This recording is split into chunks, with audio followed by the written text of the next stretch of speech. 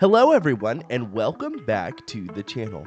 We have another exciting episode on the Limitless SMP today, because today we are going to be working on a pumpkin and melon farm as well as a villager trading hall. Yes, it's finally time. It's time. It's time. It's been time for a long time. We really need to get on this because we need to stop relying on everybody else for our stuff. No, but today we're going to be building that villager trading hall out, and then the pumpkin melon farm will go to help us with the villager trading hall, as well as what we've already built with the sugarcane farm and the iron farm.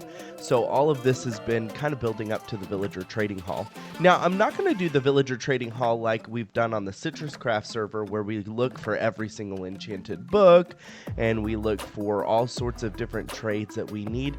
We really don't need that much, considering we have got a shop right there that sells almost every enchanted book that we would need, and we've got a shop right there that sells like full sets of iron and tools and different things like that. We've got those two shops right there, so we really don't need all of those resources. So this is going to be a smaller villager trading hall, because really it's just going to be for like golden carrots. We might do some trades for some iron to emeralds, or maybe some fletchers for some sticks to emeralds, so we can get the golden carrots that we need. We might do some building blocks, so like some stone cutters or something like that, so we can get building blocks, so we can improve our builds from just stone bricks to maybe some terracotta or other things, even though we've really got like a clay and terracotta shop and all that as well, which makes it a lot easier. But I really need to get a shop going soon.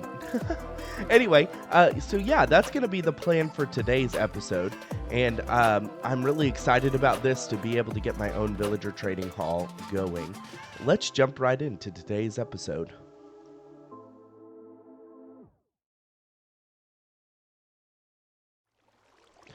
I'm currently standing on top of the sugarcane farm right here, but right behind it, I want to go ahead and build a pumpkin and melon farm, and then possibly, if I can fit it in this zone as well, I'd like to put a little bit of a cactus farm right on top of that. So I'm going to build a pumpkin and melon farm for sure right here, but then after that, I'm going to see if I can possibly fit a cactus farm on top of it as well. So I have the outline ready, and so I'm going to go ahead and jump to when this farm is all completed. And here is the pumpkin melon farm all completed.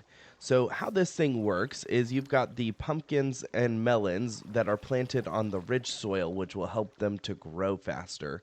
And we have that in a 9x9 block area. So this is 9x9. And how it works is every other block is a rich soil, and every other block is just a dirt soil. The dirt soil, you could make that a solid block or something else. I just chose to make it dirt. But anyway, the rich soil will help grow the pumpkins and the melons. And as they grow up, the observer will detect their growth. And once they grow, they'll plop a pumpkin or a melon in one of these dirt spots right here, and then the piston will engage, because the observer will send a signal to the piston, and the piston will engage and cause the pumpkin to be broken. And then right underneath it, there is a minecart with hopper that's going around, and it's collecting all the drops.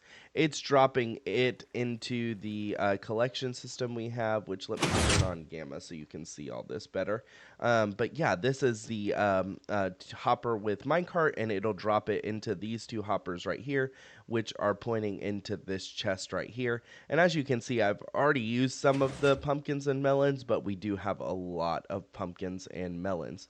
And kind of how the redstone works up above is you've got a redstone dust on an observer, and when this observer detects a pumpkin or melon that is grown, it'll engage all four of the pistons that it is touching with that. So we have a block to send the signal through the block to the piston that's up above it. And then we have the observer with the redstone signal sitting on top of it, sending that signal when it observes that a pumpkin or melon is grown. And then in between here, I did go ahead and put in another minecart with hopper, and it needed to be a little bit taller because I didn't have the ground underneath it to go ahead and put these powered switches. And so I wanted to have that zone to be able to put the powered switches. Thinking about it now, I probably could have put this down one additional layer, but it's level with the other farm, which is kind of what I wanted to go for. So that way it's the same height as the other farm itself. So when you look across, it's just right there. So yeah, that's the pumpkin melon farm. The rich soil has really helped from Farmer's Delight. And then I just put a slab. You can't really see it, but it's right underneath there. The water on top, and then the glowstone to go ahead and give us that good light level for the pumpkin melons up here. And then, yeah, it's been working really, really well. It's passive, so all you have to do is AFK around this region, or even just be in this region building, and it will detect all of the pumpkins as they grow up and all the melons. So right here, all of these are pumpkins, and then the second layer is all the melons. And then I've just been going in and manually converting the melon slices to the melons whenever I need those. But with the gold chest, we really aren't running out of a lot of slots for the pumpkin melon farm. So that's been working perfectly fine for me. Yeah, that's it for the pumpkin melon farm. It's a pretty simple contraption. I'm not doing very complicated redstone, just some simple redstone to get me what we need. And this is going to be helpful for the next step that we're going to jump into, which is the villager trading hall. Right here, I have my villagers that I have bred up, and I want to go ahead and put them in a little bit of a home. So I'm going to transform this hole right here into a villager trading hall. And this hole also links up to my base up above, so it'll be a quick drop in a water tunnel that will eventually lead to my base. And so that's going to be a really easy way for me to get in and out of this villager trading hall right here. So I'm going to make this look a lot nicer. And go ahead and transform this into a villager trading hall and get them all linked up. So now that I have them all bred, and then I already have the minecart system set up, and then I'm going to go ahead and use some rails, and I'm going to move them into place. I've got a little bit of an entrance right here that I've tunneled out, so I can go ahead and move them, and then I'll get all the different slots built into it. So basically what I'm going to do is I'm going to transform this stone into a wood pallet instead of stone pallet, and then I'm going to have little entrances. So say right here, this be the first bay for the villager to be standing. So he's going to stand right there, and then we'll have another bay right there, and then another bay right there, and so on until we get all the way down with the villagers that we already have bred up. I may end up breeding up a few more. I may just leave it as what we have right now, which will probably be sufficient since I'm mostly using them more for decorative blocks than I am for the actual blocks that we need, like the books, because I don't really need a whole lot of books since there's a shop for that. So this is going to be more for decorative blocks or food or different things of that nature, not necessarily a full trading hall with librarians for books, all of that, just mostly for weapons and, or I'm sorry, tools and like food items and decorative blocks. Yeah, so that's gonna be it. I'll go ahead and transform this area into that. Well, I finished the outline for the villager trading hall, and so I've also completed the rails. So now I'm going to go ahead and move all these villagers into these different slots. So let me show you what the villager trading hall looks like. So in each of these slots, I'm going to have an individual villager with a trading desk in front of them, or a workstation in front of them. So I've gone ahead and laid out the rails behind it because I'm going to move all of those villagers into place in all these different spots. Am I going to use all these spots? Probably not. This is a lot of slots, and so I don't think I'm going to use all of them. I built it out this way because right behind here, like I showed you before, it links up to my base right up there.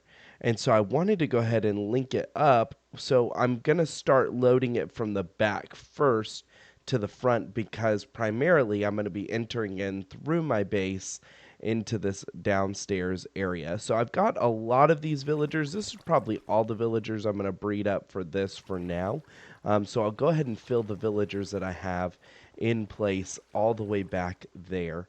This will also help unlink them, maybe possibly from these beds over here, and link them inside this base area. That way we don't have to worry about it when we're breeding it up for other projects. Like I'm thinking about putting that villager run farm right over here. And so that would help me as I try to unlink these villagers from that section over there to go ahead and do it that way. And then I'm going to probably trim this down and maybe put some doors on it so that it's kind of hidden behind there. Because the main focus I want to be on this zone right here and not necessarily on the back little tunnel area that I've primarily made for the zombie and also for the moving of villagers in. So I might change this and terraform this back to dirt. I haven't really decided yet, but for now, this is kind of the entrance area for the villager trading hall, and I think it turned out really, really well. I'm very, very pleased with it. And then I've gone ahead and lit it up. It doesn't look like it's all the way lit up, but yeah, it's definitely well lit up everywhere. So that's more than perfect. Yeah, it seems a little dark back here, but it's really not. But I really like this. I may end up hanging some lanterns from the ceiling as well later on. But for now, I just wanted to get some basic lighting in place. So yeah, now I'm going to go ahead and move all the villagers into place and start linking them at least to some basic workstations, and then I'll go ahead and start trying to get all the trades that I want to get from these villagers. So that's what I'm going to be working on next. I'll probably just link these to some composters or some other workstations I already have in the meantime. So yeah, I'm going to go ahead and start moving these into the place. I just wanted to show you where we're at so far. And this is the villager trading hall all completed.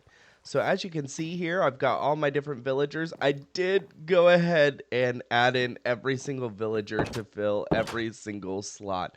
I didn't think I would do it. It took forever to do it. But I wanted to go ahead and get them all in place just because it looks better. So I do still have them sitting in the mine carts down there, but and then I put like these little trap doors in place, and then right above it for aesthetics, I just put, instead of another block right there of the strip spruce log, I wanted to give it some little bit of depth, so I put in a fence gate in between each of those slots for the villagers. I have done some trading, not a lot, to try and get some of their prices down, and really like just I still need to get some of their prices down is what I was trying to say.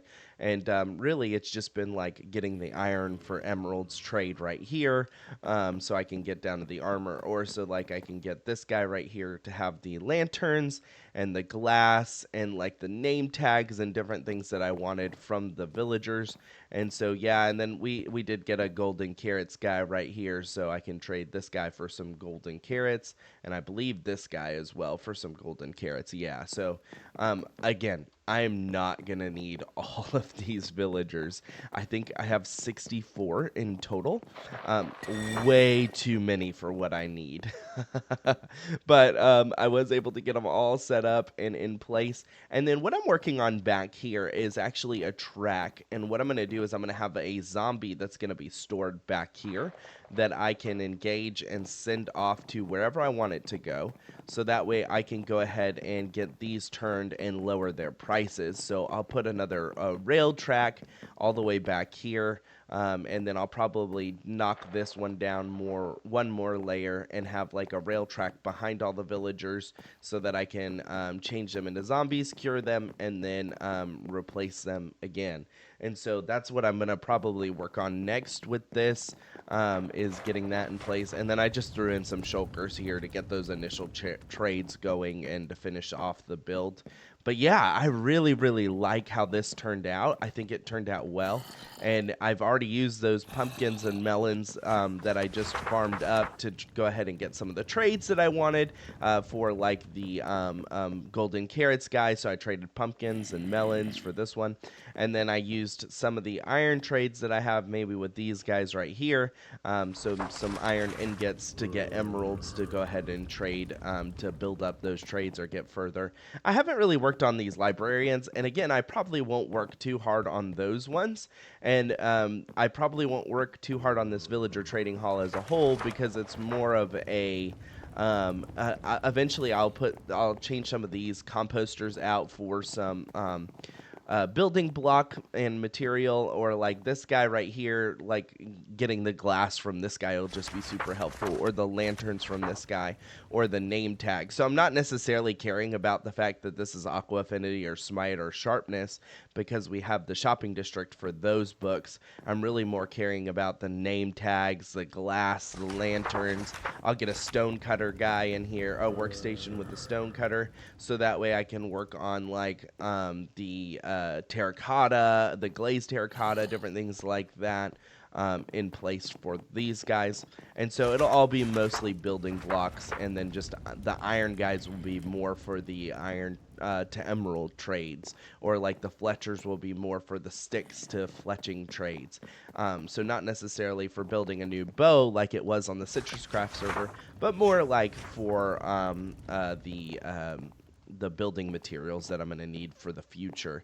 Overall, aesthetically, I really liked how this turned out. I just carved out a mountain and went for it, and it turned out really, really nice. And then I put the terraforming back in place on the outside, so that aesthetically it looks kind of nice. It looks like maybe a little bit of a hobbit hole, or a villager hole, if you will. It looks less like a just a bunch of dirt now, but it also looks aesthetically more nice than what it did before. Yeah, anyway, that's the villager trading hall, and so I really like it. Definitely more villagers than I'm ever going to need for this season, but overall, it'll be very helpful for the season. For whatever I do need, I have those villagers available to me, and breeding them all, it was just a lot of AFK until I got what I needed, and I just basically took and carved out a little bit of a place right here with a torch, and just put 2 blocks in front of it and sat there during the workday so that I could go ahead and get what I needed from them. Working on a little bit of some rich soil for my farmland.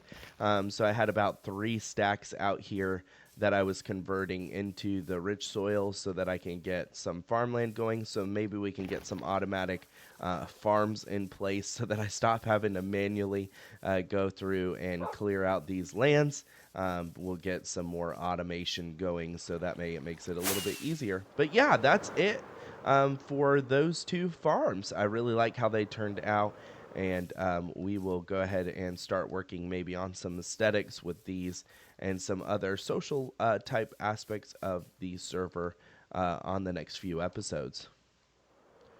All right, and one of the last things we need to correct is a grave mistake that I made when I went mining with Caribou, which was lose all my gear that was aptly named for my character. Yeah, we're going to correct that today. We've got to get this gear the proper names that Fitz had given it when we first got it. So don't tell Fitz I lost that first set of gear. We'll go ahead and rename it exactly what he named it, so that we can correct the grave mistake that I made where I said I was never going to lose any of the armor. Yeah, I definitely lost all of it. So the lemon head for the helmet. We've got the chest plate, which is going to be the zest plate.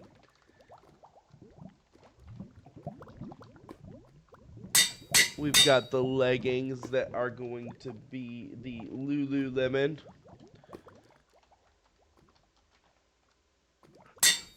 We've got the boots that are going to be the Sour Souls.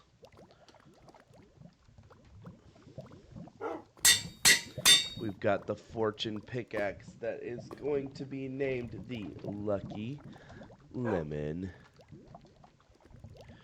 We've got the Silk Touch Pickaxe, and this is going to be named the Silky Lemon. Shovel is going to be named the Sour Sorbet, or the Lemon Sorbet, sorry. We've got the axe that is going to be named the Chop the Lemons.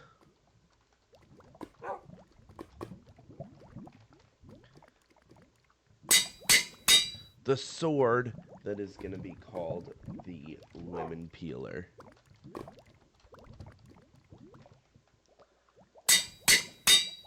And finally, the bow that is going to be called the sour shooter. All right, let's put these back on and get this all back into place, because now I feel normal again. Yeah. That is much better. Now we have the proper naming conventions for all of our equipment. And now we can go adventure.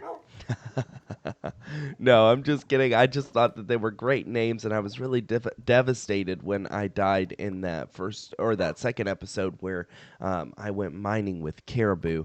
And so ever since then, I've been wanting to correct that grave mistake of death and get this armor back to the way it should be named. And that way, if I, happen to accidentally, harm or injure another player and there happens to be a death message that comes across the screen, I'd rather it say the lemon peeler than just, whatever it normally says, because lemon peeler sounds much more fun.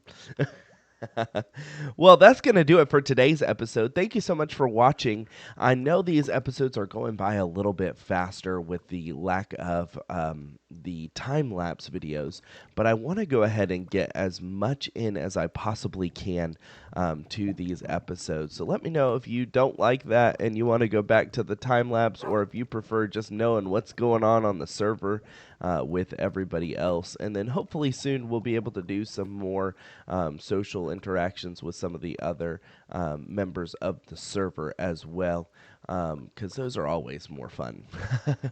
But that's going to do it for today. If you haven't already, consider hitting that subscribe button and clicking that notification bell so that you never miss a single episode. Also, leave a comment on the video and let me know what you think. If you're looking for some sort of future content or changes to this current content, we would love to have you. I get about an average of 50 views per video, but I only have about 15 subscribers.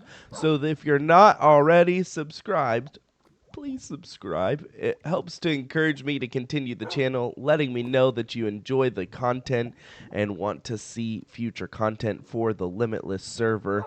We'd love to have you be a subscriber. Please, please, please, please, please. Thanks. We'll see you next time on the next video, because you'll be subscribed to the channel. Okay, that's it. I'm done. See you next time.